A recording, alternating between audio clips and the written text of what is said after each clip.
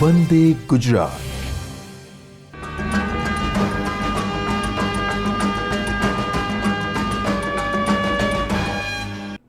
નમસ્કાર મિત્રો, બાયસેગના virtual classroom અંતર્ગત આપ સૌનું હાર્દિક સ્વાગત છે.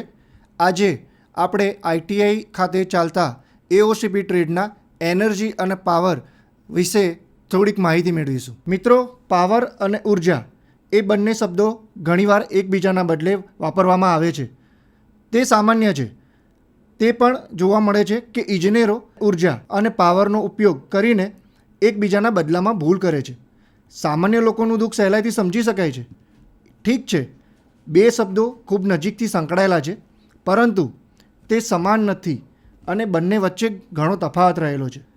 રોજિંદા જીવનમાં આપણે જે કંઈ કરીએ છીએ, દાખલા તરીકે શિક્ષકનું ભણાવવું, વિદ્યાર્થીઓનું ભણવું કે પ્રેક્ટિકલ કરવા, ગણિતના દાખલા ગણતી વખતે મગજ કસવું વગેરેને કાર્ય કહેવામાં આવે છે.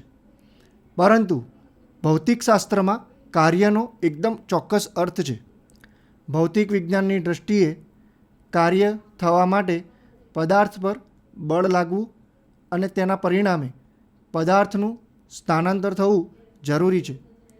લાકડાના કબાટને કે પેનલ બોર્ડને ધક્કો મારવા છતાં તે ખસે નહીં તો ભૌતિક વિજ્ઞાનની દૃષ્ટિએ એ કાર્ય થયેલું શૂન્ય ગણાય છે, ભલે ને પછી આપણે પરસેવો રેપઝેપ થઈ ગયા હોઈએ.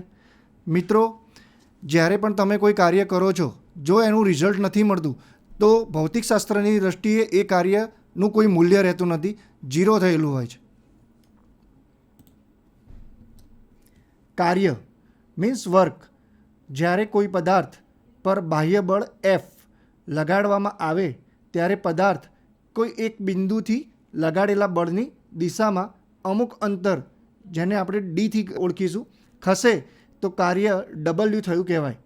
માટે થયેલું કાર્ય ઇઝ ઇક્વલ ટુ પદાર્થ પર લાગેલું બળ, બળની દિશામાં જ પદાર્થનું સ્થાનાંતર. W is equal two F into D. મિત્રો, જ્યારે તમારું કાર્ય સક્સેસફુલ થયું કહેવાય ત્યારે તમારું જે પણ તમે કાર્ય બળ લગાવ્યું એનું રિઝલ્ટ મળવું જરૂરી છે. તો રિઝલ્ટ કાર્ય દેટ મીન્સ પદાર્થ પર લાગેલું બળ અને બળની દિશામાં પદાર્થનું સ્થાનાંતર કેટલું એ મૂવ થયું એ જરૂરી છે. જો એ મૂવ નથી થતું અને ત્યાંનું ત્યાં જ છે, તમે ગમે તેટલો અથાગ પ્રયત્ન લગાવ્યો પરંતુ જો એના પર કોઈ રિઝલ્ટ ન મળતું નથી, દેટ મીન્સ તમારું કાર્ય ઝીરો છે. આ તો થઈ પદાર્થ પર સ્થાનાંતરની દિશામાં લાગતા બળ વડે થતા કાર્યની વાત. પરંતુ દરેક કિસ્સામાં પદાર્થનું સ્થાનાંતર બળની દિશામાં જ હોતું નથી. દાખલા તરીકે સમક્ષિતિજ રેલવે પ્લેટફોર્મ પર મૂકેલા નાના પૈડાવાળી બેગને ખેંચવાના હેન્ડલ વડે ખેંચતા બેગ સ્થાનાંતરિત થાય છે. મિત્રો, જરૂરી નથી કે તમે જે વખતે બળ લગાવો એની એ જ દિશામાં એ જાય. બળ લગાવો અને એનું રિઝલ્ટ એ ગમે તે દિશામાં મૂવ થાય તો એ તમારું થયેલું કાર્ય ઓકે છે. અહીં બેગ પર લગાડેલ બળ સમક્ષિતિજ દિશામાં નથી, પરંતુ સમક્ષિતિજ દિશા સાથે અમુક એંગલે, અમુક ખૂણે હોય છે. તેથી વ્યાપક રીતે કાર્યની વ્યાખ્યા નીચે મુજબ આપી શકાય. બળ વડે થતા સ્થાનાંતરના મૂલ્ય અને સ્થાનાંતરની દિશામાં અસરકારક બળના ઘટકના મૂલ્યના ગુણાકારને કાર્ય કહે છે. મિત્રો, ફરીથી એકવાર, બળ વડે થતા સ્થાનાંતરના મૂલ્ય અને સ્થાનાંતરની દિશામાં અસરકારક બળના ઘટકના મૂલ્યના ગુણાકારને કાર્ય કહે છે. મિત્રો, કાર્યના એકમો. કાર્ય એક સદિશ એટલે કે તેના એકમ પર લગાડેલા બળ અને ખસેડેલા અંતરના એકમ પર આધારિત છે. જો બળનો એકમ કિલોગ્રામ અને અંતરનો એકમ મીટર હોય તો કાર્યનો એકમ કિલોગ્રામ પર મીટર થશે. CGS, MKS, SI અને FPS આ પદ્ધતિમાં કાર્યનો એકમ અનુક્રમે અર્ગ, જૂલ, ફૂટ પાઉન્ડ છે. 1 dyne into 1 centimetre is equal to 1 erg, 1 newton into 1 metre is equal to 1 joule, 1 કિગ્રા into 1 metre is equal to 1 કિગ્રા metre, 9.8 joule, 1 joule is equal to 10⁻⁷ erg. મિત્રો, ફરીથી CGS, MKS, SI અને FPS પદ્ધતિમાં કાર્યનો એકમ અનુક્રમે અર્ગ, જૂલ, ફૂટ pound છે. મિત્રો, નીચે આપ જોઈ શકો છો કે એક અર્ગ બરાબર એક ડાઇન ઇન્ટુ એક સેન્ટીમીટર છે, એક જૂલ બરાબર એક ન્યૂટન ઇન્ટુ એક મીટર છે, એક kilogram metre that means 9.8 joule is equal to એક કિલોગ્રામ ઇન્ટુ 1 મીટર છે અને 10⁷ અર્ગ એટલે એક જૂલ જેટલું એનું મૂલ્ય થાય છે. પાવર મિત્રો, કાર્યના ઉપરોક્ત વર્ણનમાં ક્યાંય કાર્ય કરવામાં લાગેલા સમયનો ઉલ્લેખ કરવામાં આવેલો નથી. કાર્ય કેટલા સમયમાં પૂર્ણ થયું એનું ઉપર આપણે જ્યારે રચનાઓ જોઈ અથવા ઉદાહરણો જોયા એની અંદર ક્યાંય એનો ઉલ્લેખ થયેલો નથી. પાવરની અંદર સમયનો ઉલ્લેખ થશે. કાર્ય સાથે જ્યારે સમયનો ઉલ્લેખ કરવામાં આવે ત્યારે પાવર નામની રાશિ અસ્તિત્વમાં આવે છે. મિત્રો, ફરીથી કાર્ય સાથે થયેલા સમયનો ઉલ્લેખ કરવામાં આવે ત્યારે પાવર નામની રાશિ અસ્તિત્વમાં આવે છે. ભૌતિક રાશિ પાવર સમજવા માટે એક ઉદાહરણ જોઈએ. મિત્રો, 1 મીટર લંબાઈના MS ફ્લેટના 10 સરખા ટુકડા કરવા માટે એક વ્યક્તિને 30 મિનિટનો સમય લાગે છે, તો બીજી વ્યક્તિને તે જ કાર્ય કરવા માટે 50 મિનિટનો સમય લાગે છે. અહીં કાર્ય તો એક સરખા મૂલ્યનું જ છે, પરંતુ બંને વ્યક્તિનો કાર્ય કરવાનો દર જુદો જુદો છે. એટલે કે બંને વ્યક્તિએ એકમ સમયમાં કેટલું કાર્ય અલગ અલગ છે. પાવર બ્રેકેટમાં કાર્ય કરવાના સમય દરને પાવર કહે છે. રેટ ઓફ ડુઈંગ વર્ક કાર્ય કરવાના સમય દરને કાર્ય ત્વરા કહે છે. એકમ સમયમાં થતા કાર્યના પાવર કહે છે.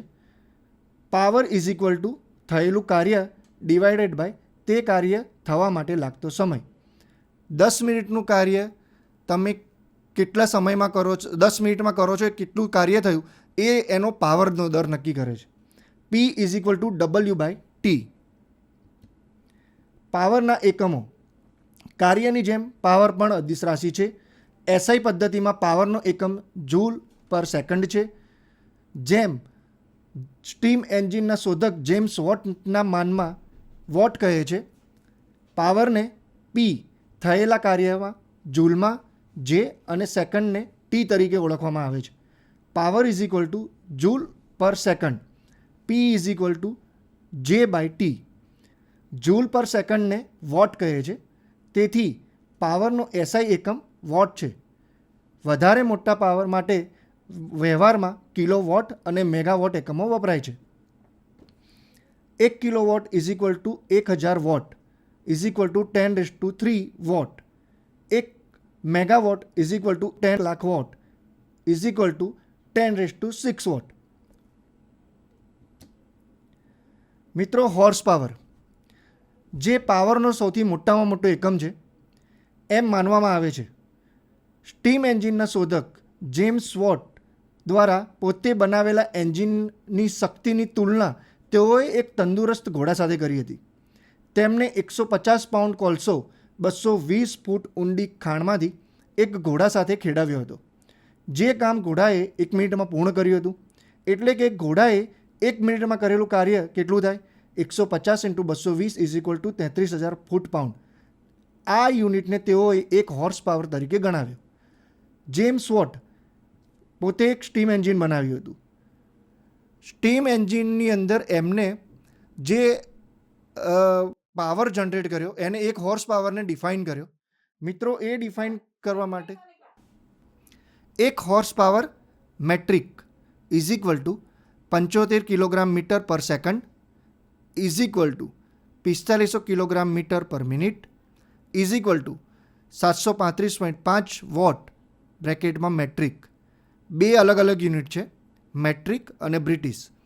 એક હોર્સ પાવર બ્રિટિશ જોઈએ is equal to 550 foot pound per second, 33,000 foot pound per minute, 746 watt per British. મિત્રો, વ્યાખ્યા જોઈએ. જો કોઈ મશીન દ્વારા 75 કિલોગ્રામ મીટરનું કાર્ય 1 સેકન્ડમાં થતું હોય તો 4500 કિલોગ્રામ મીટરનું કાર્ય 1 મિનિટમાં થતું હોય તો તેની શક્તિ મીન્સ પાવર 1 હોર્સ પાવર છે તેમ કહી શકાય. FPS પદ્ધતિમાં તેની વ્યાખ્યા જોઈએ. જો કોઈ મશીન દ્વારા 550 ફૂટ પાઉન્ડનું કાર્ય 1 સેકન્ડમાં થતું હોય તો તેની શક્તિ 1 હોર્સ પાવર છે તેમ કહી શકાય. Indicated horse power. મિત્રો, કોઈ એન્જિનના સિલિન્ડરમાં, જનરેટરમાં ખરેખર ઉત્પન્ન થતા પાવરને ઇન્ડિકેટેડ પાવર કહે છે, અથવા યંત્રને ચલાવવા માટે આપવા પડતા કુલ પાવરને ઇન્ડિકેટેડ હોર્સ પાવર 1 HP કહેવામાં આવે છે. કોઈ એન્જિનના સિલિન્ડરમાં ઉત્પન્ન થતી શક્તિ મીન્સ 1 HP નીચેના સૂત્ર દ્વારા શોધી શકાય છે. એન્જિનની 1 HP metric PLAN into N divided by 4500 into K. મિત્રો, ફરીથી જોઈએ. કોઈ એક એન્જિન છે જેનું સિલિન્ડર અથવા જનરેટર છે. ખરેખર એ સિલિન્ડર અથવા એન્જિનની અંદર ઉત્પન્ન થતા પાવરને ઇન્ડિકેટેડ પાવર કહે છે. જો એની અંદર 1 HP પાવર ઉત્પન્ન થતો હોય તો એનું સૂત્ર છે PLAN into N divided by 4500 into K. Brake horse power BHP કોઈ એન્જિનના સિલિન્ડર દ્વારા ઉત્પન્ન થતો કુલ પાવર ઉપયોગી કાર્ય માટે ઉપલબ્ધ હોતો નથી, કારણ કે કેટલીક શક્તિ મશીનોના ભાગોમાં ઘર્ષણ તેમજ ખામીના કારણે વ્યય થાય છે. મિત્રો, કોઈ પણ એન્જિન હોય, તમે કહેશો કે ભાઈ મેં 1200 સીસીનું છે મારી ગાડી 1100 સીસીનું છે, પરંતુ એ એન્જિનમાં એટલો પાવર જનરેટ થતો હોય, પરંતુ એટલો જ આપણને એનું આઉટપુટ મળતું નથી, બિકોઝ એની અંદર યંત્રો અને જે સાધનો છે એના ઘર્ષણના કારણે અમુક એનર્જીનો વ્યય થતો હોય છે. એટલે કે ઉત્પન્ન પાવર અને ઉપયોગી પાવરમાં તફાવત હોય છે. એન્જિન દ્વારા ઉપયોગમાં લઈ શકાતા વાસ્તવિક પાવરને બ્રેક હોર્સ પાવર કહે છે. ઇલેક્ટ્રિક મોટરના સંદર્ભમાં મોટરની શાફ્ટ પર મળતા પાવરને બ્રેક હોર્સ પાવર કહેવામાં આવે છે. બ્રેક હોર્સ પાવર હંમેશા IHP ઇન્ટિગ્રેટેડ હોર્સ પાવરથી ઓછો હોય છે. માટે BHP is equal two IHP minus FHP. મિત્રો, ઇન્ટિગ્રેટેડ હોર્સ પાવર આપણે જોયો કે એન્જિનની અંદર જે પાવર જનરેટ થાય છે એને ઇન્ટિગ્રેટેડ હોર્સ પાવર કહેવાય છે. બ્રેક હોર્સ પાવર અંદર ઇન્ટિગ્રેટેડ હોર્સ પાવર જનરેટ થયો, પરંતુ એ જ પાવર તમને આઉટપુટમાં એટલો જ અમાઉન્ટનો પાવર બહાર મળશે નહીં. અંદર આંતરિક ભાગોના ઘર્ષણના કારણે અમુક શક્તિનો વ્યય થાય છે, તો માટે એને BHPમાં ઇન્ટિગ્રેટેડ પાવર જેટલો મળશે નહીં, એના કરતાં ઓછો હશે. યાંત્રિક કાર્યક્ષમતા મશીન દ્વારા ઉત્પાદિત પાવર ડેટ ઇઝ BHP ને મશીનના આપવામાં આવતા પાવર IHPના ગુણોત્તરને મશીનની આંતરિક કાર્યક્ષમતા કહે છે. પર્સન્ટેજ યાંત્રિક કાર્યક્ષમતા BHP/IHP ઇન્ટુ 100. પર્સન્ટેજ યાંત્રિક કાર્યક્ષમતા output power input power into 100. મિત્રો, જેટલો તમે ફ્યુઅલ કોઈ એન્જિનને ચલાવવા માટે આપ્યો, તમારા મતે જો એ 1100 સીસી જનરેટ કરતું હશે, પરંતુ એ તમને બહાર આપે છે 1000, દેટ મીન્સ જે વ્યય થયો તો એ વ્યય એની આંતરિક જે ઘર્ષણ છે એના કારણે થશે. માટે યાંત્રિક કાર્યક્ષમતા જે છે એ BHP/IHP ઇન્ટુ 100 એના ગુણોત્તરના કાર્યક્ષમતા કહે છે. ઉર્જા કે કાર્યશક્તિ કોઈ પણ પદાર્થ કે મશીનની કાર્ય કરવાની શક્તિ કે ઉર્જા કહે છે. કેપેસિટી ઓફ ડુઈંગ વર્ક આ શક્તિ કે ઉર્જા તે વસ્તુની અંદર તેની સ્થિતિ, વેગ, ઊંચું તાપમાન, વિદ્યુત દબાણ વગેરે અન્ય પરિબળોના કારણે પેદા થાય છે. કાર્ય કરતા જેમ કે વસ્તુ દ્વારા કાર્ય થાય, મશીન દ્વારા કાર્ય થાય અથવા માણસ દ્વારા કાર્ય થાય, તે સંપૂર્ણ કાર્ય કરી શકે છે કે કાર્ય કરવા સમર્થ છે, તેના દ્વારા ઉર્જા માપવામાં આવે છે. ઉર્જા is equal two power into સમય. ઉર્જા is equal two power into સમય. E is equal two P into T. કોઈ પણ પદાર્થ છે મિત્રો કે મશીન, એની કાર્ય કરવાની શક્તિને ઉર્જા કહે છે. That is capacity of doing work. આ શક્તિ કે ઉર્જા એ વસ્તુની અંદર એની સ્થિતિ અથવા એ ગતિમાં છે, અથવા એ ઊંચું તાપમાન છે, અથવા એને પ્રેશરાઇઝ કરેલું છે, આ બધા પરિબળો એના પર આધાર રાખે છે. આ પરિબળોના આધારે એ વસ્તુ મશીન અથવા માણસ કાર્ય કરી શકશે, કરવા સક્ષમ છે. આ બધી વસ્તુ જો ઓકે થાય તો એ ઉર્જા is equal two power into સમય. પાવર અને ઉર્જામાં ફક્ત એટલો જ તફાવત છે કે પાવર એ નિશ્ચિત સમય, દાખલા તરીકે સેકન્ડ કે મિનિટમાં થતા કાર્યનો દર દર્શાવે છે, જ્યારે ઉર્જા એ કાર્ય કરતા કે કરેલા કુલ કાર્યને દર્શાવે છે. ઉર્જાના એકમો જોઈએ મિત્રો. ઉર્જા એ કાર્ય કરતા એ કરેલા કુલ કાર્યને દર્શાવે છે. થયેલું ટોટલ કાર્ય એ ઉર્જા દ્વારા દર્શાવાય છે. તેથી તેનો એકમ પણ કાર્યના એકમ જેવા જ છે. MKS પદ્ધતિમાં તેનો એકમ જૂલ, CGS પદ્ધતિમાં તેનો એકમ અર્ગ, FPS પદ્ધતિમાં તેનો એકમ ફૂટ ઇન્ટુ પાઉન્ડ છે. મિત્રો, ઉર્જા સંરક્ષણનો નિયમ. વિશ્વમાં રહેલી કોઈ પણ ઉર્જાનો નાશ થઈ શકતો નથી કે નવી ઉર્જા પેદા થઈ શકતી નથી. તેને માત્ર એક સ્વરૂપમાંથી બીજા સ્વરૂપમાં બદલી શકાય છે. પરિણામે વિશ્વમાં રહેલી કુલ શક્તિનો જથ્થો અચળ રહે છે.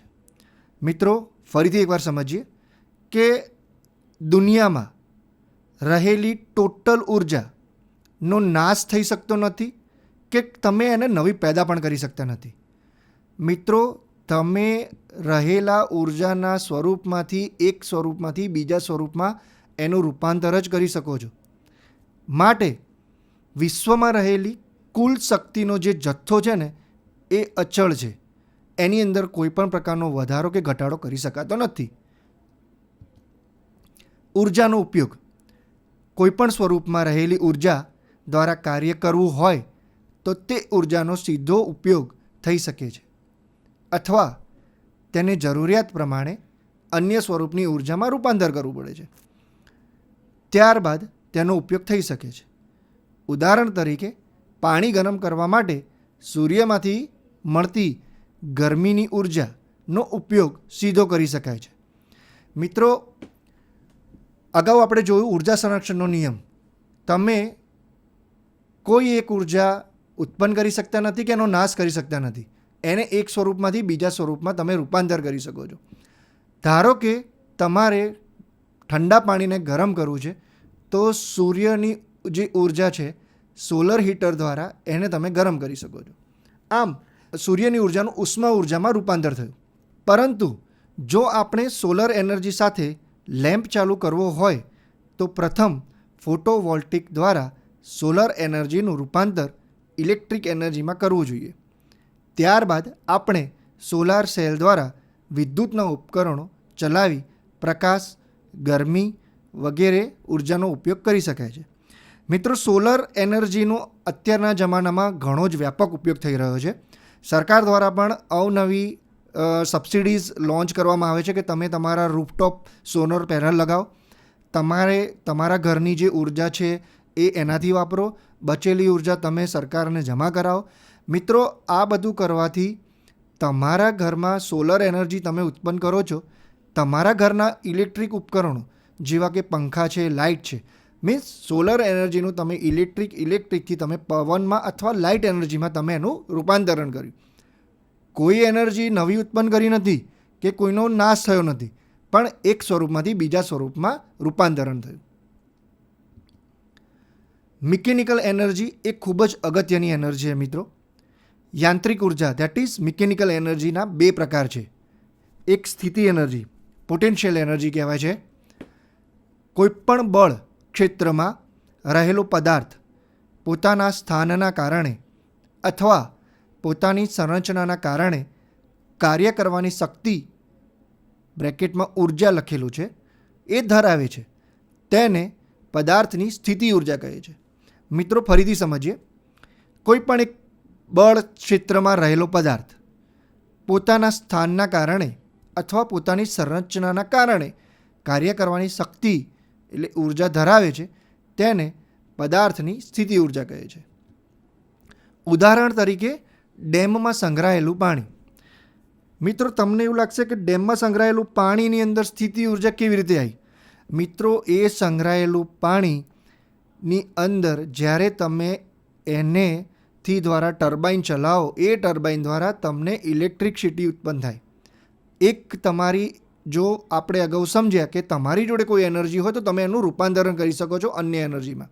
સ્થિતિ ઉર્જાનું રૂપાંતરણ થશે ઇલેક્ટ્રિક ટર્બાઇન ફેરવીને. મિત્રો એવી જ રીતે દબાયેલી સ્પ્રિંગમાં રહેલી ઉર્જા, ચાવી ભરેલું રમકડું, સિલિન્ડરમાં દબાણથી ભરેલો ગેસ વગેરે સ્થિતિ ઉર્જાના ઉદાહરણ છે. સ્થિતિ ઉર્જાને યુ તરીકે દર્શાવાય છે. You is equal two mgh, એકમ છે જૂલ, જ્યાં m ઇઝ ઇક્વલ ટુ વસ્તુનું દ્રવ્યમાન કિલોગ્રામમાં, વસ્તુનું વજન કિલોગ્રામમાં, g ગુરુત્વીય પ્રવેગ, એની કિંમત છે 9.8 મીટર પર સેકન્ડ સ્ક્વેર, અને ઊંચાઈ એ કેટલી હાઇટ પર રહેલું છે એ મીટરમાં. મિત્રો ફરીથી જોઈએ, સ્થિતિ ઉર્જા is equal two mgh joule. You તરીકે સ્થિતિ ઉર્જાને દર્શાવીશું. m ઇઝ ઇક્વલ ટુ વસ્તુનું દ્રવ્યમાન કિલોગ્રામમાં, g ગુરુત્વીય પ્રવેગ 9.8 metre per second square, h ઊંચાઈ મીટરમાં. ગતિ ઉર્જા જોઈએ. ગતિ ઉર્જાને કાઇનેટિક એનર્જી કહેવામાં આવે છે. મિત્રો ગતિના કારણે કાર્ય કરવાની શક્તિને ગતિ ઉર્જા કહે છે. ઉદાહરણ તરીકે બંદૂકમાંથી છૂટેલી ગોળી, ફરતી પવનચક્કી, વહેતું પાણી દ્વારા ફરતું પૈડું અને ચલિત દોલક. મિત્રો નદી સતત વહેતી હોય છે. આ વહેતા પાણીનો ઉપયોગ તમે ટર્બાઇન ફેરવશો તો ટર્બાઇનના ડાયનેમો દ્વારા આપણને ઇલેક્ટ્રિક એનર્જી પેદા થશે. એવી જ રીતે ફરતી પવનચક્કીનું ઉદાહરણ જુઓ. પવનચક્કી પવન દ્વારા ફરશે. મિત્રો ગતિ કરશે પવન દ્વારા પવનચક્કી, અને એ પવનચક્કીની ગતિ દ્વારાથી આપણને એની અંદર ડાયનેમો મૂકેલો હોય છે. પવનચક્કી દ્વારા આપણે ઇલેક્ટ્રિક એનર્જી મેળવી શકીશું. ગતિ ઉર્જાને કે વડે દર્શાવીશું.